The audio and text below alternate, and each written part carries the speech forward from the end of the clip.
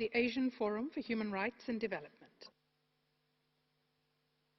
Madam President, we welcome the update on UN involvement in Myanmar.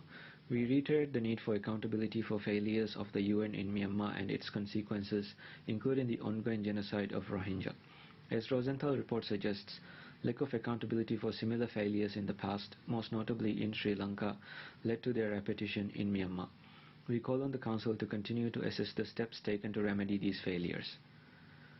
We draw the Council's attention to the human rights situation in India. Violent crackdowns on recent farmers' protests, temporary internet shutdowns in protest areas, criminal charges against journalists covering protests, and criminalization of human rights defenders signal a dangerous trend in restrictions on fundamental freedoms. We call on India to ensure rights to freedom of assembly, association and expression, and allow journalists, defenders and civil society to continue their legitimate work without fear of intimidation and reprisals. Finally, we call on the Council to monitor the situation in Thailand, where 66 human rights defenders and youth activists face criminal charges under the draconian lese majeste law.